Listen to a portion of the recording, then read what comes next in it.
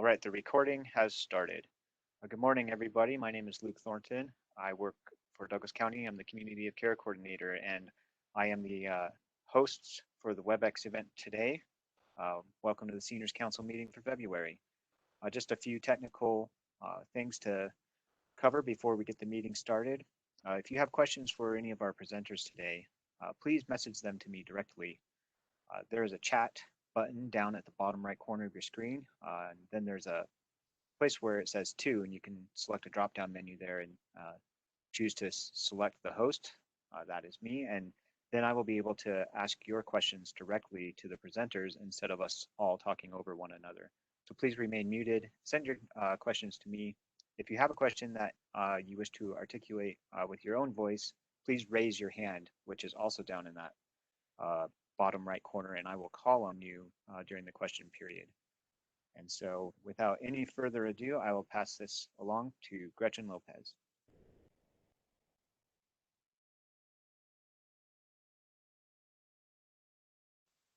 Gretchen, you are muted. Gretchen, we cannot hear you. Distinct privilege to serve as the council's chair. I'd like to extend our sincere thanks to Douglas County and the county commissioners for providing the technical support necessary to make our virtual meetings available to you. We couldn't do it without them, that's for sure. Well, now's the time to grab a pen and paper, if you haven't already, to jot down some important dates, times, and phone numbers that I'll be sharing, and to take some notes during our presentation today, if you'd like. So I'll start with our announcements. I have information on several opportunities for you to consider this month. The Colorado Senior Lobby is hosting Older Coloradans Week from February 8th to the 10th. Now, I know it's only 3 days. It's kind of a short week, but that's what it's called. And this free 3-day interactive webinar event will focus on connecting older Coloradans, community leaders, advocates, and aging network service providers with public officials. Very important. They have our ear, or we have their ear for that matter. You can find out more and register for this event by visiting oldercoloransweek.org. So I'm going to put up a visual because I'm a visual learner and some of us might be. So this would be the website that you go to register. Higher, please, Gretchen. Was that? Higher, Higher? please. Yes, please. Is that better? Yeah. Tiffany, will you give me a quick nod? Is that blurry for you? Yeah, there we go. Perfect. Okay. So that you'd register here. As I said, it's free, but they need to know, they only have a certain number of spots, so they need to know who's on. So that's the first opportunity we have this month. And then on February 23rd, from 1 p.m. to 2:30 p.m., Barb Lotz with Visiting Angels will be giving a free presentation called Aging Well and Finishing Strong. Barb is a very engaging speaker, and her talks always have some great ideas.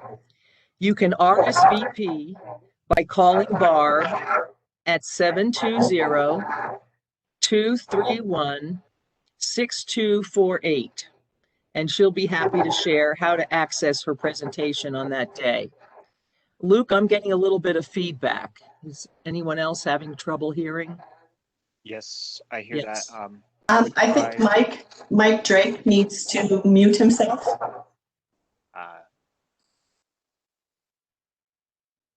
Do that, and I'll make that announcement again. Okay, that sounds better. So on February 23rd, from 1 p.m. to 2:30 p.m., Barb Lotz with Visiting Angels will be giving a free presentation on Aging Well and Finishing Strong. Barb is a very engaging speaker, and her talks always have lots of great ideas. So you can RSVP by calling Barb at 720-231-6248. I'll mention that again, 720-231-6248. She'll be happy to share how to access her presentation on that day. Now, information about getting the COVID-19 vaccine is on everyone's mind. And so the Colorado Department of Public Health and Environment launched a new call center for us to ask our questions. The new toll-free number is 1-877-268-2926 and is operational 24 hours a day, 7 days a week. I'll tell you that number again. It's 1-877-268-2926. It has 50 trained staff members who can share the latest information in multiple languages. So if you'd like to practice your French or German or Italian, you have that opportunity. Information is also available at covid19.colorado.gov/vaccine. And I'll put up a visual for the number and the website I just told you about. And Luke, you tell me if it's in the right spot here. Higher, please. There you go. So there you have the phone number and the website. And as I said, 50 trained staff members. And I've also heard that if they need more than 50, they're willing to expand the staff. And they're all trained in the information. So it should be a really, really good resource for you. All righty. Is Tina on, Luke? Yes, Tina's here. Okay, great. So now for an exciting announcement from Tina Dill. As part of the Community and Resources Services team, Tina has managed local and federal grants for Douglas County for the last 12 years. The grants she manages are primarily in support of vulnerable populations, residents with low income, and people who are disabled, veterans, or older adults. Tina is here today to tell us about a new grant the county will receive in 2021. Tina, let us in on the big news. Thank you for that nice welcome, Gretchen. I really appreciate it. And thank you for the time today on your agenda. The exciting news is that the Community Development Block Grant is very, very likely to be coming back to Douglas County. We're in the process now of taking the initial steps that HUD requires that would allow us to have the commissioners vote on and approve receiving these grant funds again. And for those of you that probably have never heard of CDBG, the Community Development Block Grant is a grant that we would receive then on an annual basis, and it is primarily for the support of people who are low income or people who are in vulnerable populations according to HUD. HUD uses categories like elderly, homeless, victims of domestic violence, and those kinds of categories of folks that they believe and they consider to be eligible for use of the funds that we would grant out to a competitive process. So any of you that have a nonprofit agency, or you manage a district, or you work for a town, those are the kinds of organizations that would be eligible to apply. Primarily, it's for nonprofits. And then for towns, what we do each year is we look at the different participation by the different local jurisdictions that we have in Douglas County, and whichever of those jurisdictions decide that they want to participate in the program along with us, they will let us know that through a formal agreement. And the agreements that we have right now in place for 2021 are agreements with Castle Pines and Lone Tree. We also have all of unincorporated Douglas County who would, the residents who live in those areas would qualify for assistance with a program that is using CDBG funds.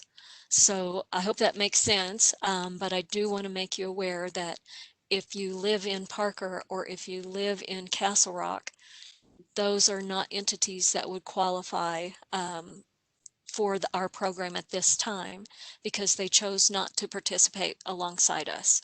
Now, the other interesting thing is that Castle Rock has decided to apply and be their own CDBG program. They can do that because their their population is over 50,000. So they have the opportunity to run their own program and handle their own CDBG funds in the way that they think will best fit their citizens. So let's say, for example, if you are an organization that is located in Castle Rock, but you serve all of Douglas County, you would be eligible to apply and possibly receive funds through the CDBG grant program, and you could use those funds for the residents you serve outside of Parker and outside of Castle Rock. So I hope that makes sense, and if you have any questions, please feel free to get back with me, call me, email me, however you'd like to contact me, and I'll be happy to take you through that in more detail if needed. And so that is certainly what's coming. The step that we're taking right now is to apply for those funds, and we are first taking the step of obtaining information from all the community members that we can get to listen to us and fill out a survey. So for those of you that are that live in Douglas County or that have clients that you serve through nonprofit organizations especially, we would love to get your input on what the needs are in the community, what's the most pressing, and we're also looking to know what priorities you think we should use these funds for. So we're going to be pushing out links to a survey that would be for community members or for providers, and that should be happening early next week. So please watch for that. We're going to ask that Gretchen and Val send the surveys out in the best way that they have possible for your membership, and hope that you all will take the time to fill out that survey from whichever perspective best suits you. Whether it's as a community member or a provider of services. So that's going to be really important because it's going to help us determine how the funds are spent, not just this year, but for the next 5 years. So we have some exciting opportunities as soon as we clear a few hurdles and work through the approvals that HUD requires. So the things that we have to do first, we have to gather information, and then we have to submit it to HUD, letting them know how we would like to spend the funds for the next 5 years, as well as the specific organizations that want to spend funds and that are approved to do so. And then once that is approved, we would then receive the funds more than likely in August. So it's coming up pretty soon that the funds would be available. At this point, HUD estimates that we would receive just over $1 million. So we're very excited about having that opportunity for the community. And we're hoping that everything goes well and that it is approved by the by the Board of County Commissioners and by HUD. And once those things happen, then we'll have the funds to push out to the organizations that have been approved for funding. Does anybody have any questions or anything for me right off the top of their head? If our participants have any questions, please put them in the chat box. You can send them to me, the host. There's a chat box down at the bottom right, little bubble, speech bubble. Click chat, send the questions to me for Tina. Or raise your hand, that's also an option.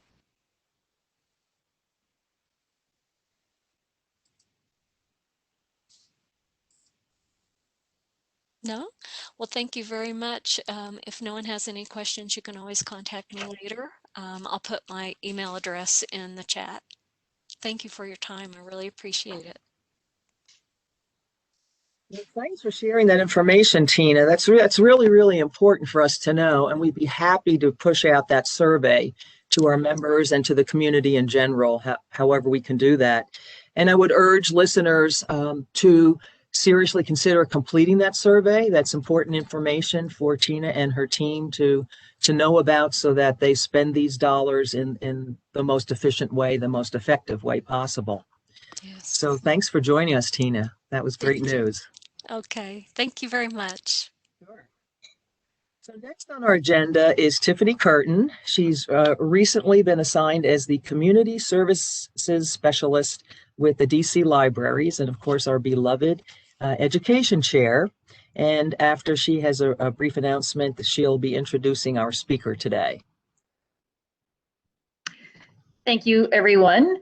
First of all, I am happy to announce that our full schedule of speakers for the remainder of 2021 is set. So I just want to give you a little preview of the next few months of what to expect from our speaker series. In March, we'll be seeing Janine Vanderberg, who will be talking about ending ageism in the times of COVID that we are experiencing now. And if you haven't seen Janine speak, you're definitely in for a really great adventure and a treat. She's a pleasure to learn with and from. The following month, we'll be doing something a little bit different than we haven't done before. We'll have a panel of individuals who have started up their own businesses later in life, and they'll be sharing their experience of having done so, and with a little variety of different experiences on that end. And then we'll be following that up in May with Colby Galston, who is a business librarian with Douglas County Libraries, one of my colleagues. And we're hoping that you'll feel some inspiration from the April session and maybe start wanting to think about how you can find some information to pursue your own business startup dreams, whatever that might mean for you. It doesn't have to be big. Doesn't have to make you a millionaire. But there is definitely some joy that can come from being able to start your own business. But hopefully you'll see the inspiration in April. Tiffany, Yes. could you please give the date for the ageism again? Yes, I apologize. That will be on March. I'm sorry. That is on March. The first Thursday of March is March 4th. March 4th. Okay. Yes. Sorry about that. Normally I write down those individual dates. So we're definitely looking forward to those, and I hope that you are as well. And at this point, I would like to take a second to introduce our speaker today, Cate Reade. She's a registered dietitian, exercise physiologist, and healthy aging specialist who's on a mission to help people optimize health and mobility utilizing the power of lifestyle medicine. She has been teaching, writing, and prescribing healthy eating and exercise programs for 25 years, or a little bit more than that. Cate has served on the MedFit Network Educational Foundation Advisory Board, and she is also currently co-authoring MedFit's Geriatric Fitness and Nutrition Specialist Program. As CEO of Resistance Dynamics and inventor of the MoveMor Mobility Trainer, Cate is delighted to be helping older adults unlock joint function, strength, and balance in minutes to build fall resilience and live more. So now I would like to turn this over to Ms. Cate Reade and enjoy her presentation.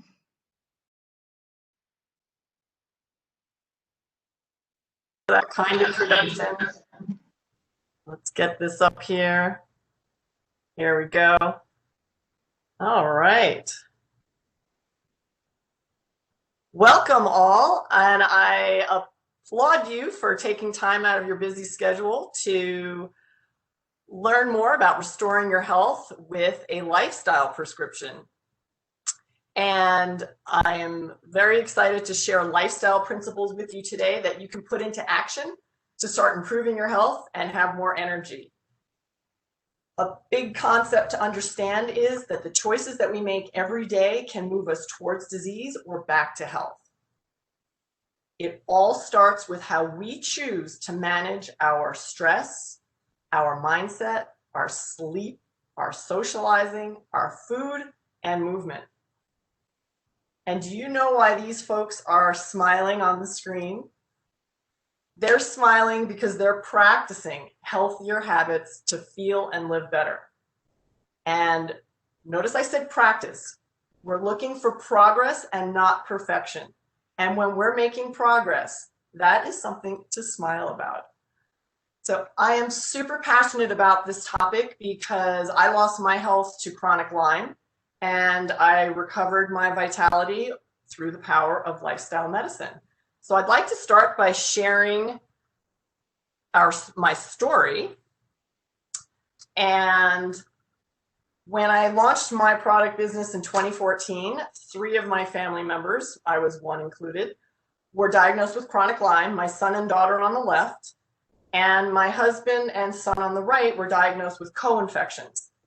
And so we were all sick at the same time, which is always really fun. My daughter was the most severe. She was bedridden for several months. And for those of you that are not familiar with Lyme, it's caused by a tick bite and an infection with Borrelia burgdorferi bacteria. And it's a particularly nasty bacteria because it's corkscrew shaped and it can drill into anything. So it causes unusual physical and mental pain, and everyone has different symptoms. That's why it makes it so hard to diagnose.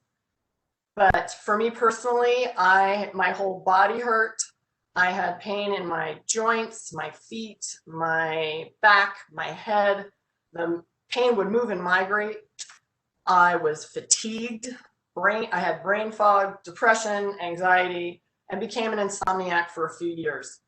So the treatment helped us, but it left us all feeling not so great. And that's when I started really putting on my nutrition and fitness cap again and digging into lifestyle, put the lifestyle practices into play, and that's how we recovered our vitality.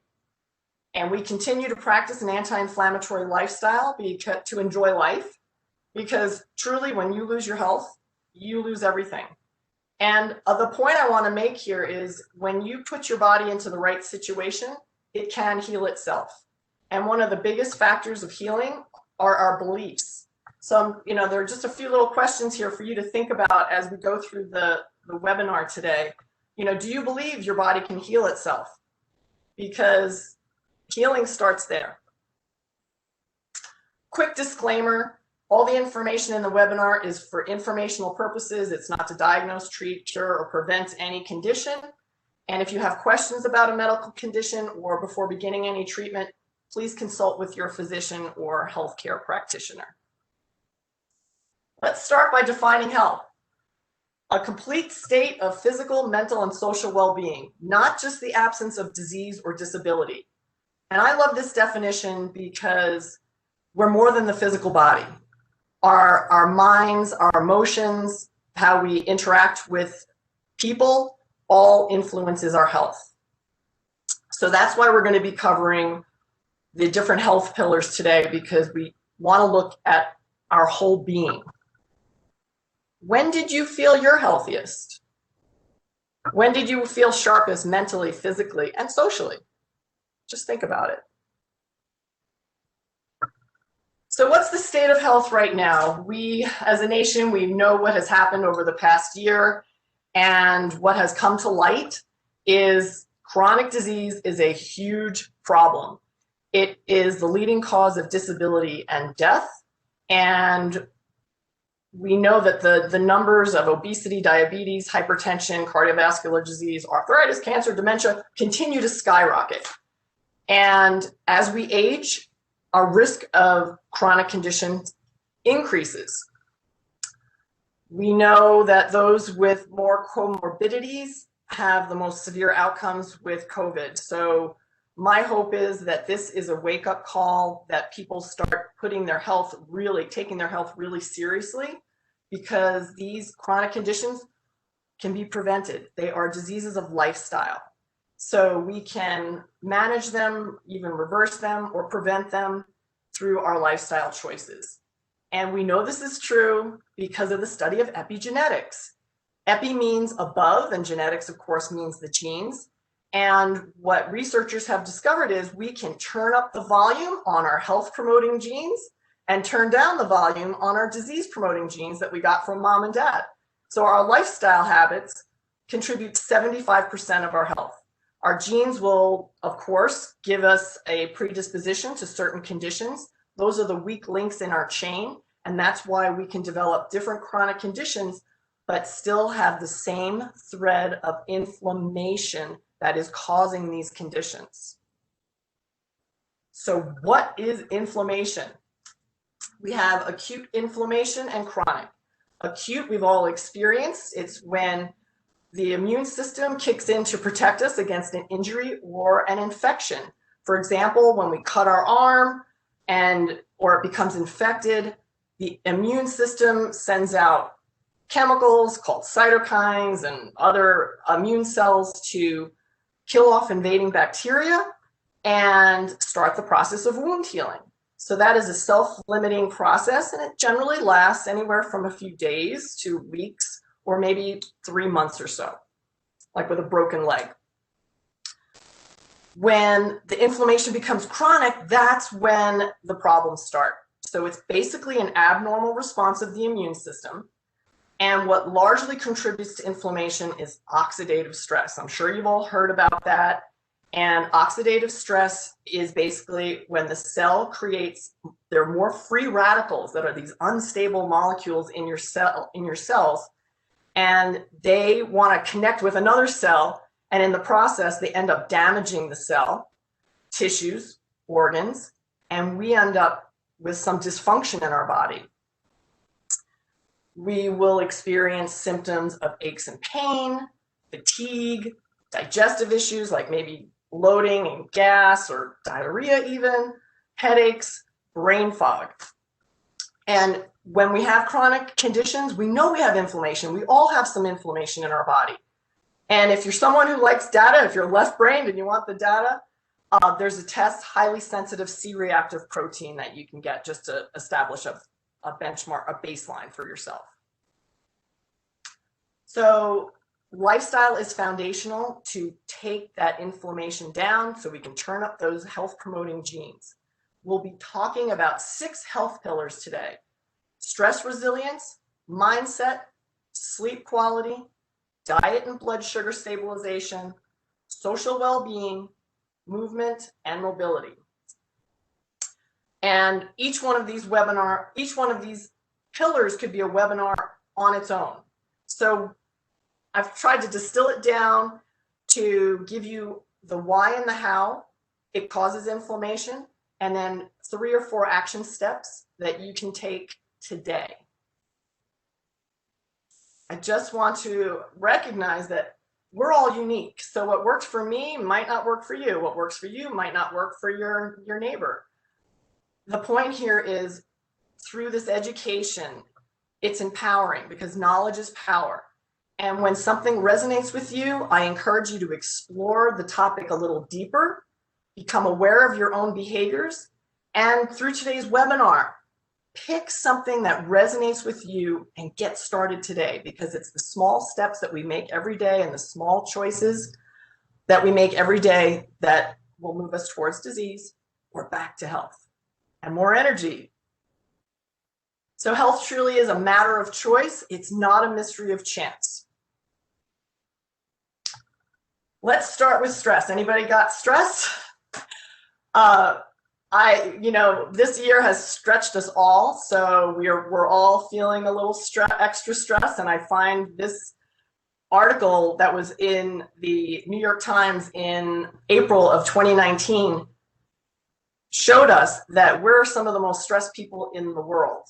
Well, we know that has increased since in the past year.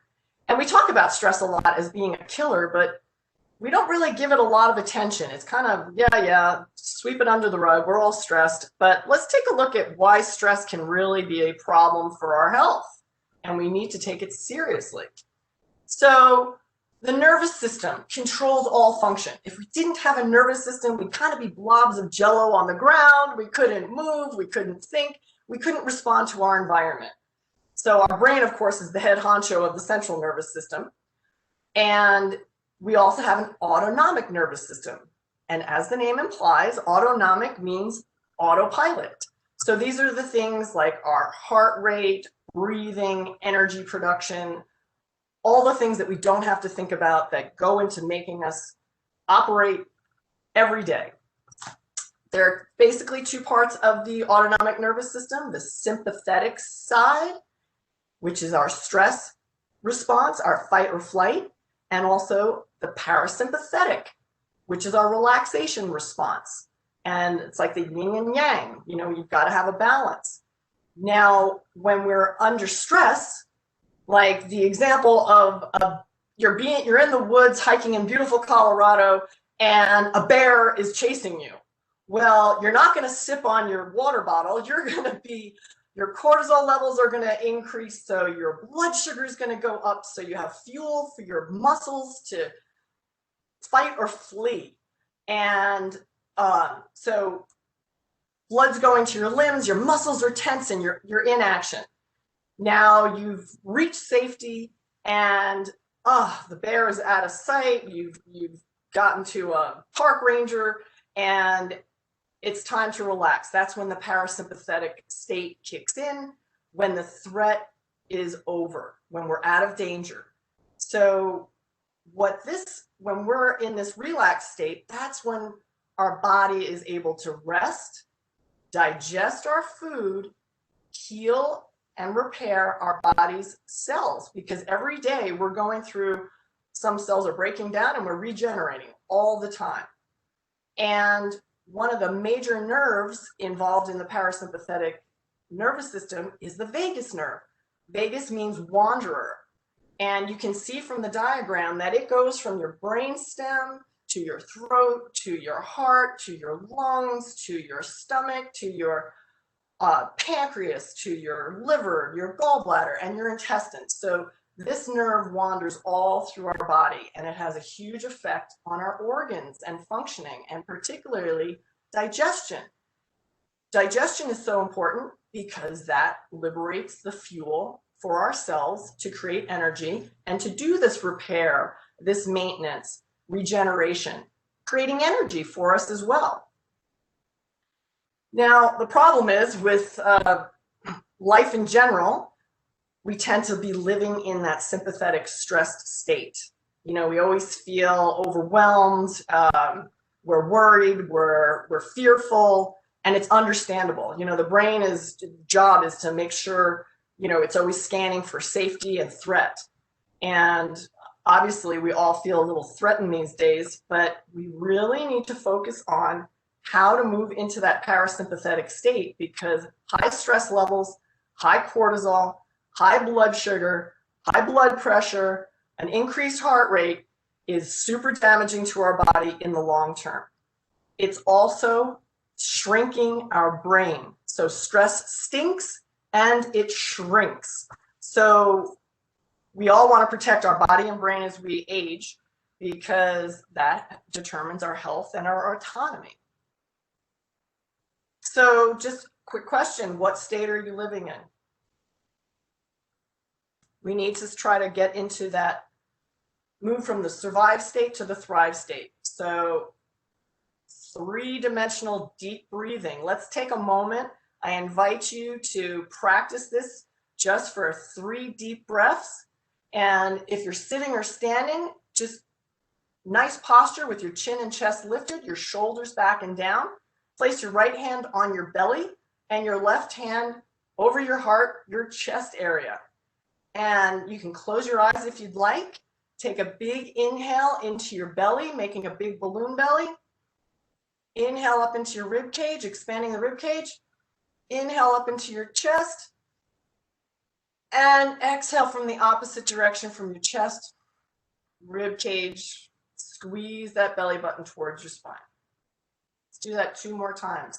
Inhaling calm into our belly, up into our rib cage, expanding that rib cage, up into our heart, Exhale, squeezing the chest, rib cage, squeezing the belly button towards the spine.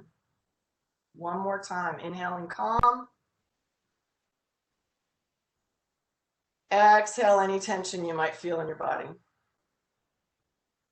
It feels so good, let's do one more for good measure. Inhaling calm. Calm into that heart. Exhale, relieving any tension. And I invite you to notice how you felt just a few moments ago to now, because just the practice of 3 or 4 deep breaths can decrease your cortisol levels by about 30 to 40%. Highly effective practice. Something else that's been shown to decrease those cortisol levels is mindfulness, living in the present moment. We're all happier when we're living in the present moment and we're not worried about the future and the threats that are going on. So living in the present moment. Meditation is a great way too to alter that brain chemistry. If you don't like to sit and meditate, moving meditations like yoga, tai chi, qigong. I practice yoga every day. It's, for me, works like a charm. If you need an instant change of pace, an Epsom salt bath is a great way to relax and practice self-care. Another way to activate that vagus nerve is through rigorous gargling, humming, or singing, because the vagus nerve activates those muscles in our throat. And just a little side note, when you're gargling and you're gargling rigorously, you should be tearing. It should be a real rigorous gargle. If you're not tearing, it could be an indication that your vagal tone is low, and you might need some digestive enzymes because you're not digesting your food when we're not digesting our food when we're stressed out all the time. Mindset is a big one. Is the glass half full or is the glass half empty? Whether you think you can or you think you can't, you're right. Our thoughts will also tell our nervous system whether we're under potential threat or if we're safe. And if we're always thinking negatively, where do you think that goes? Into the stress bucket. So it's real important for us to dig down and find out what is causing these negative thoughts. And step 1 is creating an awareness. Just be aware of the thoughts that are going through your head, like, oh gosh, I'm never going to be healthy, and oh my God, COVID could take me down, and what are these negative thoughts that are going on in your mind? Be aware of them, and we need to get rid of them. Squash those ants. So Dr. Daniel Amen recommends, don't believe every stupid thought you have. Is it true? So, I'll never be healthy. Is that really true? No. Flip it around. We tend to believe what we hear over and over. So one way to also counter those negative thoughts is with positive affirmation. And I invite you to say this out loud with me right now. I love and accept myself wholly and unconditionally right now. I remember the first time I ever said that. I cringed a little bit, and then I thought to myself, why am I cringing? Well, it turns out I didn't love myself wholly and unconditionally. So that got me digging a little bit deeper. And I started exploring ACEs, which are adverse childhood experiences. And everyone should know about ACEs. There was a study done with the CDC, the Centers of Disease Control, and Kaiser Permanente in the 1990s. And they surveyed over 17,000 people. And they had a series of 10 questions. So these questions related to physical and mental neglect and abuse, emotional abuse. So things like never feeling safe in your own home, a parent was incarcerated, divorced, those kinds of things. So it wasn't a complete picture, and the researchers knew it, but they were astounded when they got the results back. And it was close to 70%, it was 67 or 69% of people surveyed said that they had experienced one or more adverse childhood experiences. And it didn't cover racism or being a victim of bullying. So, the number is on the low end. So most of us are walking around with these early childhood traumas. Some of them are very big, with sexual abuse is a big trauma. And some of the, smaller abuses, like never feeling safe in your own home, having an alcoholic parent, that kind of thing. maybe it was a smaller T, but regardless, this affects our nervous system and puts us in a hypervigilant state, always looking for that threat. What the researchers found, the more ACEs you had, the higher your risk of chronic conditions. And more research is happening right now looking at frailty in older adults being also associated with adverse childhood experiences. So I encourage you to take a look at those. How do we grow a positive mindset? Because our thoughts are so important. We know the breathing and refocusing. I shared a couple of things with you right there. Journal your wins. You can take a journal, write things down, and today you've already won. You're here, so bravo, and it's a win.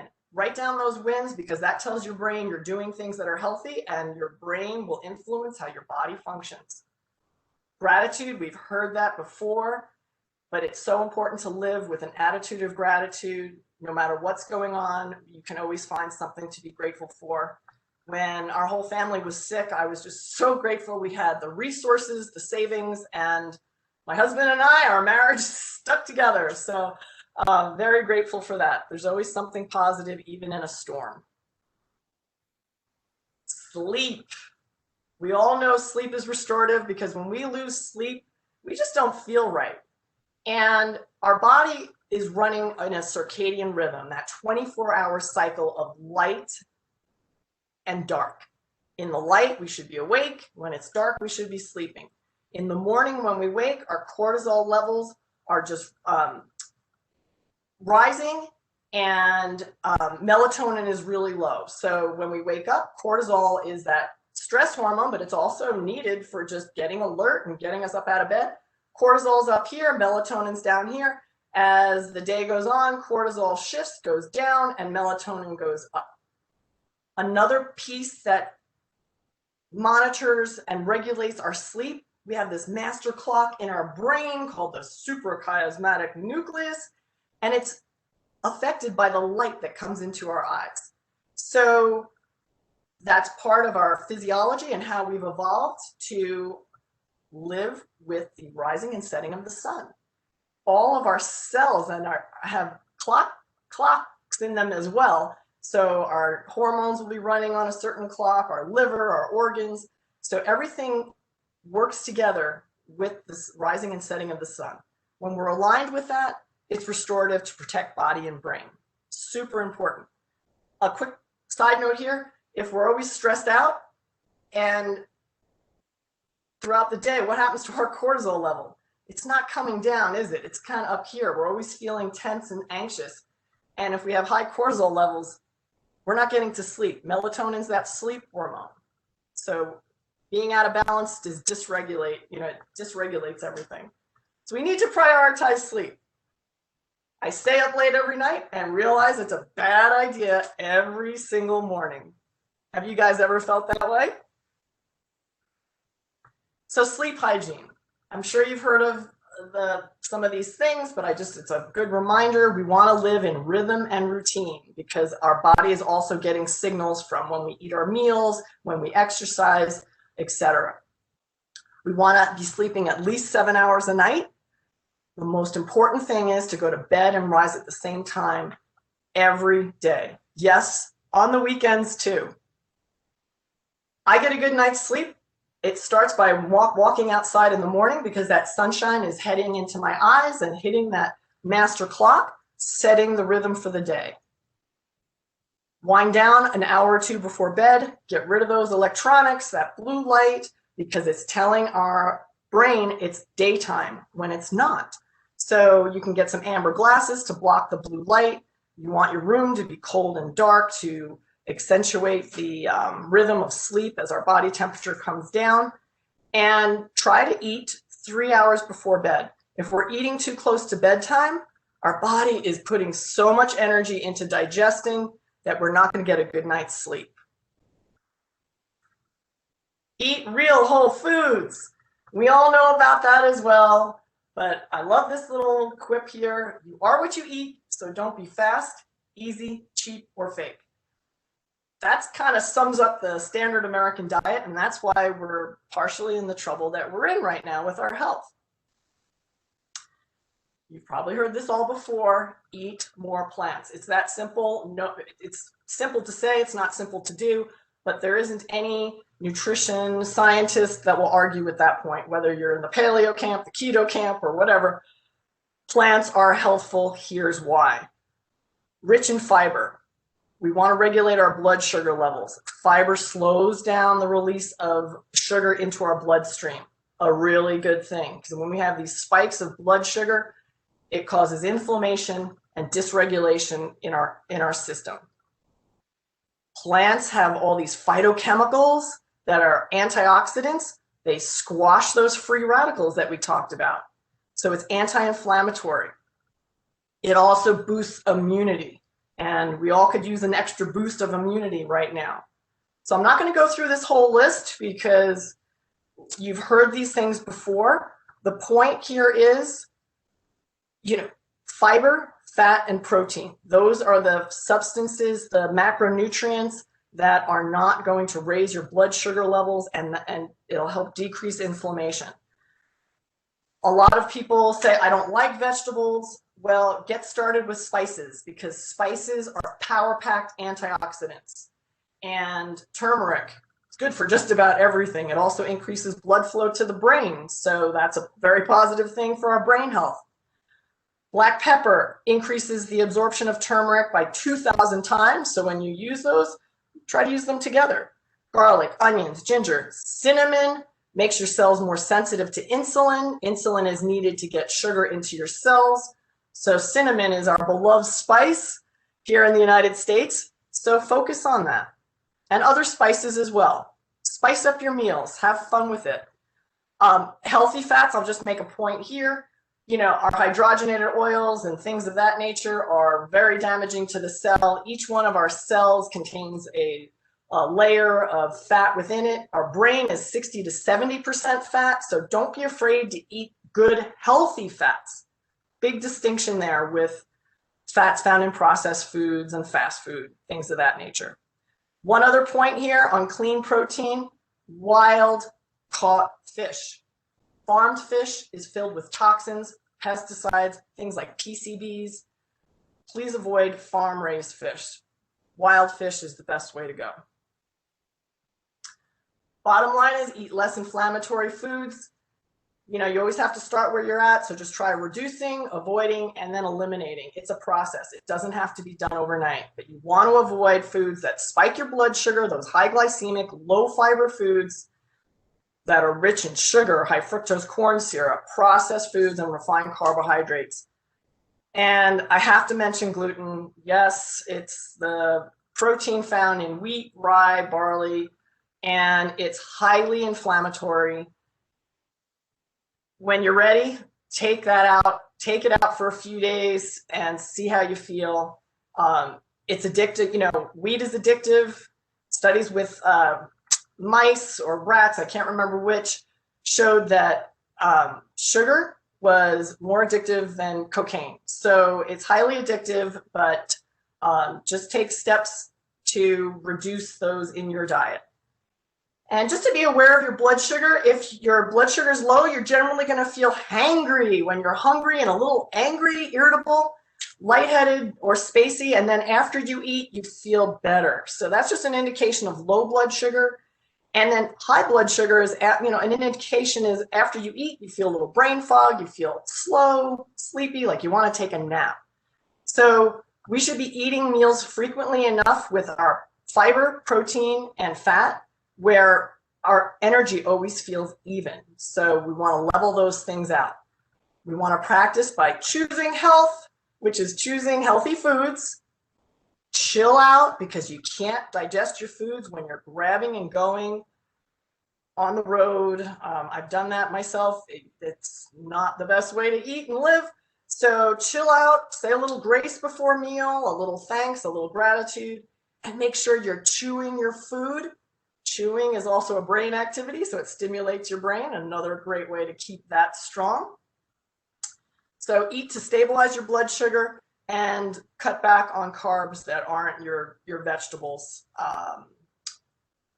You want to shoot for 5 vegetables a day, preferably non-starchy if you're having a lot of blood sugar problems. But the fiber, once again, is going to help slow the release of sugar into your system. Be moderate on your fruit intake. Social well-being. If nothing else, we all need to be more social, which is very difficult, but I'm grateful for this opportunity to be here with you today because socializing is the #1 predictor of health and longevity. We're social creatures. It's wired into our nervous system because if we were in a tribe back in the Paleolithic days or years and years and centuries ago, being in a tribe would increase our survival. And we would be able to thrive. Same thing today. When we're with others, where oxytocin is secreted when we're with supportive people, and oxytocin is the love hormone. So that's why we feel really good when we hang out with supportive people. We know loneliness is a huge problem, and especially now, and it is been determined that loneliness is more dangerous and damaging to your health than being obese, and it's considered like you're smoking 15 cigarettes a day. So how do we strengthen our social connections? Nurture relationships any which way we can right now. Call, FaceTime, write a letter. I know my mom's in Arizona in an older adult community, and I call her every day because I want to make sure at least the phone rings for her once a day, so she feels connected. Quarantine Buddy, if you're able to use a computer, it's a website. It's a website that will connect people together so you can have a connection with someone online. Virtual programs like exercise are fantastic because we know exercise is the blockbuster drug of all time. It's anti-inflammatory. It builds a strong body and brain. It releases neurotropic factors like brain-derived neurotropic factor to allow our neurons to connect, called neuroplasticity. So it strengthens our brain and strengthens our body. There's nothing better than exercise. So you all know about exercise, but I want to touch on movement because that's something that doesn't get as much attention. We're very sedentary throughout the day. Even if we're exercising that half hour or hour a day, the rest of the time, we can often be sitting at the computer, watching TV, driving in our car. And that flatlines our metabolism. So we want to make sure we're moving well and we're moving often throughout the day. So the reason being, I love this from Dr. Robert Silverman, movement becomes habit, habit becomes posture, and posture becomes performance. And I just want to share, what's this posture, guys? We have that forward head posture, and our chest muscles are short and tight. Our back muscles are stretched out, and I like to watch a lot of people and their heads are all forward. What happens to your muscles now? There's a strain and stress on your back muscles, your neck muscles rather, and it's putting an enormous amount of stress on your body. So for a little example right now, just put your head forward, and then what's that other posture when we're looking at our phone? Up. So our head is forward and down. In this position, I invite you to take a deep breath in and exhale. Now let's move into an upright posture where our chin and chest is lifted, our shoulders are back and down. Let's take a big inhale and exhale. I hope you felt when we were in good posture that oxygen was easy to breathe in. And why is oxygen important? Well, it's the #1 thing that keeps us alive, and it will increase our energy. So we want to keep our systems filled with oxygen. We want to make sure we're in good posture. The other thing I would like to mention today is the function of a joint is for movement. And if our joints aren't moving well, we're not either. They truly are the gatekeepers of movement. So for a moment, I would just like you to close your eyes, take a deep breath, and imagine you're walking on a beautiful white sandy beach without ankles. You're climbing stairs without knees. You're rising from your favorite easy chair without hips. Open your eyes. So without joints, movement just doesn't happen. So our joint mobility is really important for our movement, our balance, our strength, and our posture. Because if our joints are stiff and they're stuck in that forward head position, we're going to have pain and inflammation because our body is struggling to keep itself upright in a good position. So joints are part of a kinetic chain. Kinetic just means movement. And when you think about it, our body is a stack of joints. That's the kinetic chain. It's an integrated system. It works with our muscles, our tendons, our ligaments, our fascia, and it all works together.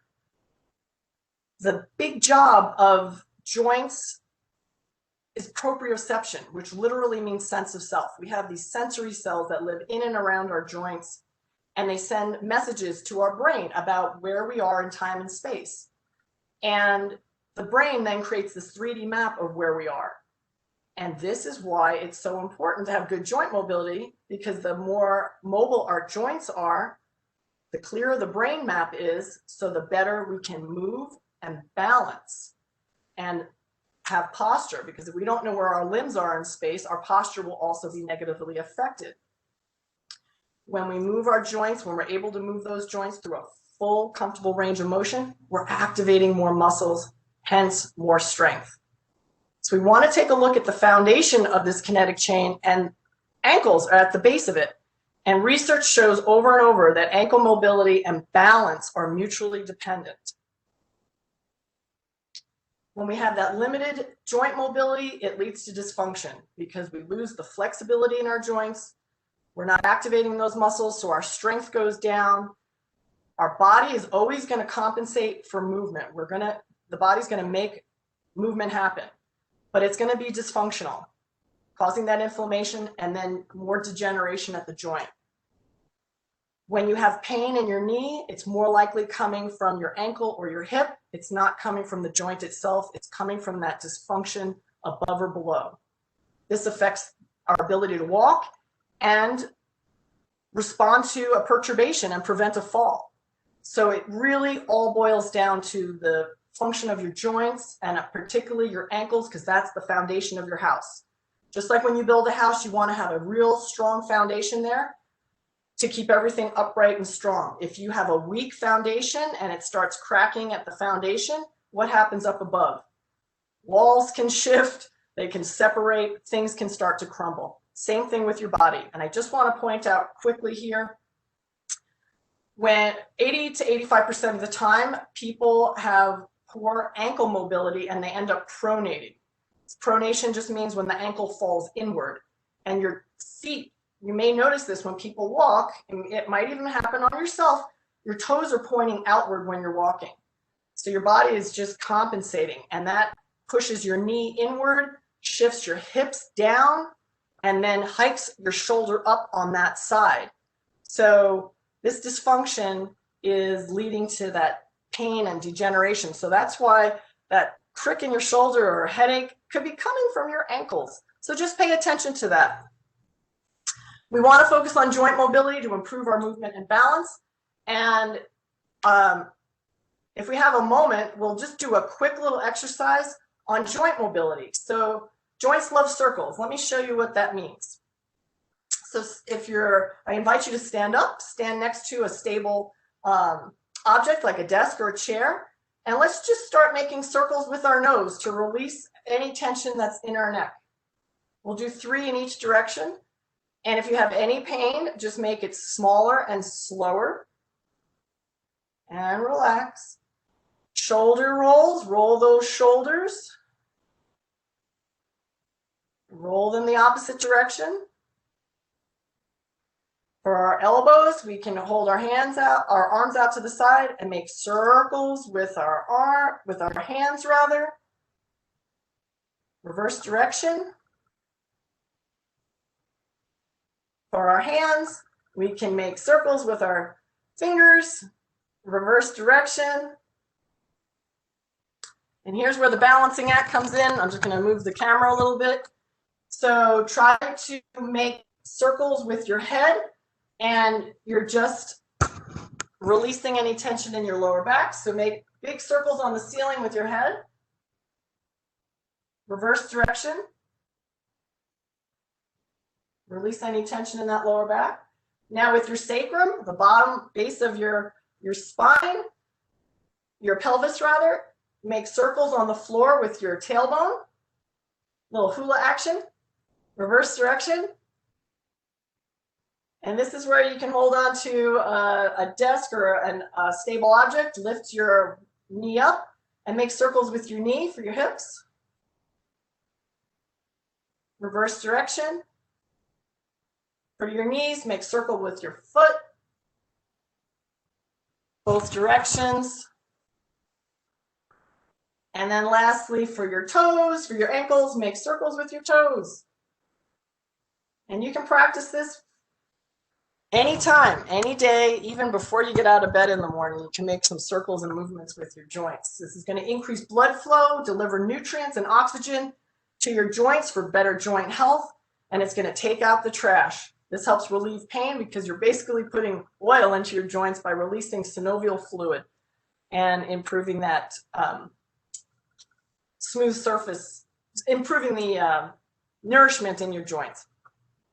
So practicing, focus on ankle mobility, making those toe circles, lift those heels, write words with your toes, get movement in there. When you're walking, try to walk with your toes pointing forward and focus on lifting those toes because dorsiflexors are the muscles that lift the toes up. And those are the first muscles to lose strength, according to the American College of Sports Medicine.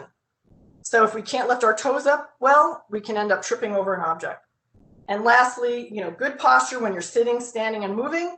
And make sure you move about 5 minutes every hour or so. That's a minimum because we don't want to have a flatline metabolism.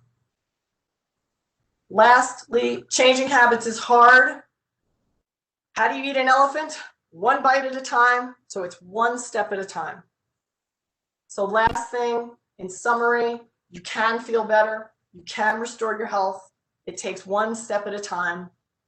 So you want to breathe to relieve stress and heal more. Grow an attitude of gratitude. Journal those wins. Write it down. Make sleep a priority. I guard my sleep like a bulldog because it's so important. Eat health. When you eat healthy foods, chew. Nurture the relationships that we have. Move well and often. Focus on those ankles, the foundation of your mobility. And last thing is be kind to yourself. As you're going through this process, it's challenging, it's hard, but talk to yourself like you would a dear friend.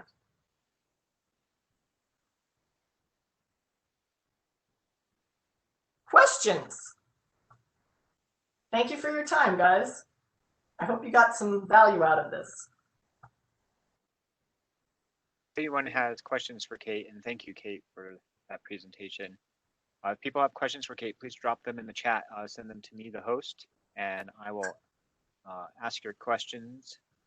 If you have something that you wish to just ask yourself, please raise your hand and I'll call on you and unmute you.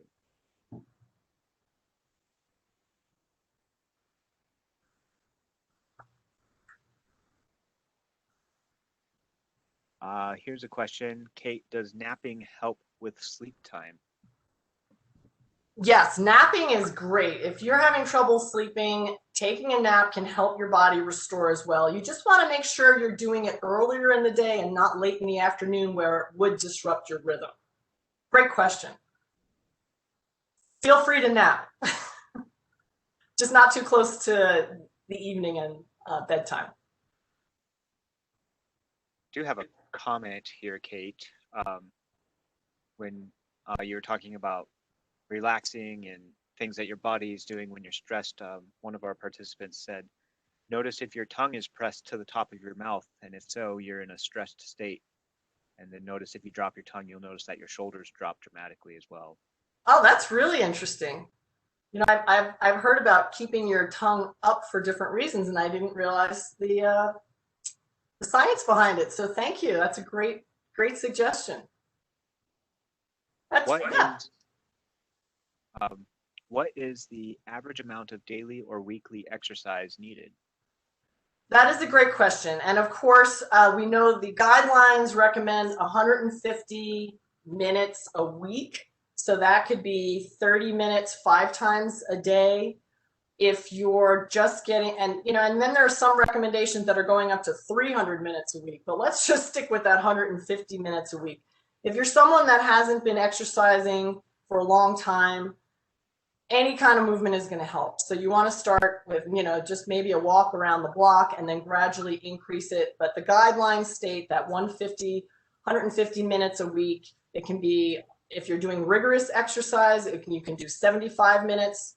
Because as you push your systems harder for a shorter period of time, you're still getting a lot of benefits for your cardiovascular system and your hormones and your brain chemistry. But notice where you are and gradually work up to that 150 minutes. Overtraining can also increase inflammation. So if you're finding yourself more fatigued after you exercise, that's a sign that it's too much. So pull back. And the other tip I would like to share is, if you're moving forward and you've got those 30 minutes under your belt, but you're busy, you can split it up into 10 minutes 3 times a day. So I do a lot of that because with work, it's like, all right, I have 10 minutes here. I can go, do some jumping jacks, do some push-ups, do some step-ups and things for 10 minutes, get my heart rate up. That helps your brain chemistry and your whole body chemistry improve as well, for better health, better heart health, better mental health. I hope that answered the question. Another question. I clench my jaws when sleeping. How can I manage this? That is a common problem, and I was doing that as well. And I think that's kind of, for me, my perspective is it's a neurological stress. So if the nervous system is hypervigilant, you're clenching because there's a threat. So I would really focus on, I know there are the mouthpieces you can get at Walgreens and whatnot to put into your mouth to at least relieve some of that tension and pressure. That's a quick, first one step. And I know dentists can also create those little mouthpieces for you as well to take some pressure off of your jaw. But in the long term, my recommendation, because I used to do the same thing, based on my adverse childhood experiences, as well as the Lyme, because the Lyme is a chronic inflammatory process. My body always felt like it's under stress. The deep breathing, taking an Epsom salt bath, try to take steps to take your nervous system and that hypervigilant feeling and that tension of constant tension in your muscles and your jaw, taking it down with these practices that calm the nervous system down. So that would be my recommendation there.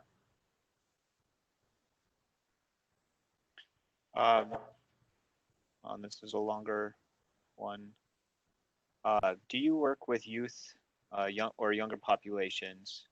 The pandemic, virtual life, and in some ways, kids are raised these days.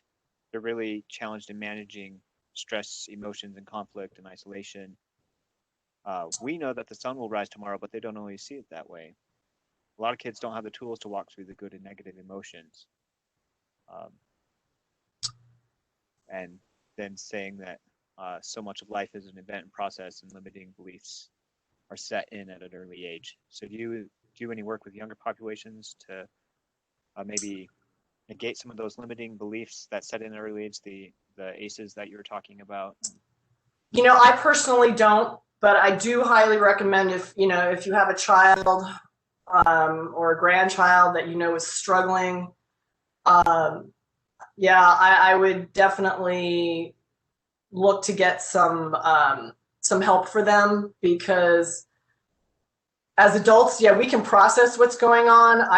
My heart goes out to the children, because this is an enormous amount of stress that they're dealing with. School closures and social distancing. I prefer to call it physical distancing. It is an enormous stress, and we know they're, like the participants said, they don't know that the sun will come up tomorrow. And unfortunately, here in Douglas County too, we have a very high suicide rate. So if you notice something with your, youth in your community, reach out and see if you can get them help, because that is a big concern of mine as well. I personally don't work with younger, with children, but I encourage you to get some help for them. It is a very difficult time for children. Thank you for that question. And I just wanted to remind everyone who's listening, and then anyone who may be listening in the future as well, we will be sharing this presentation from Cate on Douglas County Seniors Council YouTube channel, and the slide deck as well. So you will be able to revisit the presentation. So see the first Friday update for those links that will come out tomorrow. I'm just going to double check one more time, Cate, for any raised hands. Last call for questions for Cate.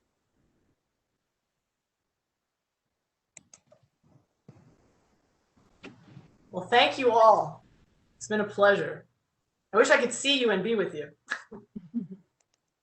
But this is the next best thing.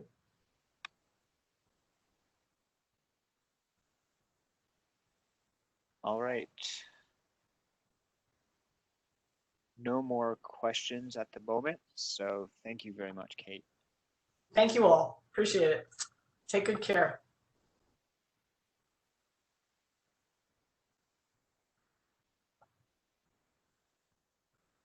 Gretchen, I pass this back over to you. Okay, thank you. Oh, Cate, that was fabulous. So much good information about how to take care of ourselves better and enjoy life more. I know I really appreciated learning about what steps I can take to reduce inflammation and how important it is for strengthening my ankles. I had no idea. And boy, I've got some serious work to do. That's all I can say. But thank you so very much. Thank you so very much. Glad to hear it. And as Luke mentioned, we record all of our presentations. So if you'd like to listen to Cate's presentation again or any of our previous presentations, you can certainly visit our webpage or our YouTube channel, and I'll show those addresses in just a minute or two. Now, as Tiffany mentioned, next month on March 4th, we're going to be having Janine Vanderberg join us. And she's just passionate about ending ageism, which is discrimination based on a person's age. And that could be against an older person or against a younger person. How many folks have you heard that have said things like, oh, those millenniums, oh my gosh, they're so self-centered or something like that. So ageism can go either way. And so it'll be very interesting to hear her. And I did want to mention that her organization has just finished a very interesting project, and they worked with local artists on creating birthday cards that recognize and celebrate our maturity and our wisdom. How many times do you go in to pick out a card for somebody who's a little bit older and it's always the negative or, you're over the hill or whatever? And so these local artists really came up with some beautiful cards. So I'm sure she'll share information about that during her talk. And a flyer with access information on that presentation will be going out later this month. So be on the lookout for that. And as Luke mentioned, our February 1st Friday update will be going out tomorrow. And you may know that our monthly electronic newsletter can be delivered directly to you via your email address. So if you would like to share your comments on today's meeting or start receiving our newsletter, just let us know by contacting us at dcseniorlife@douglascounty at douglas.county.us. And I have also, tell me, Luke, if that's high enough. Yes, perfect. Thank you. Okay, so there's our email address at the top, and then we have our website that you can check out different things. And of course, on Facebook, we would love for you to comment us on Facebook. We're trying to get a designation. So commenting on our Facebook page would be fabulous. And also our YouTube channel, which I didn't put up there, but avail yourself of those different ways to contact us. So I hope you got those. Okay. Well, as always, thank you so much for sharing part of your day with us. In anticipation of the dropping temperatures that we're experiencing, keep warm, take care of yourself, use some of Cate's great ideas to do that. Stay healthy and stay connected. Hope to see you next month.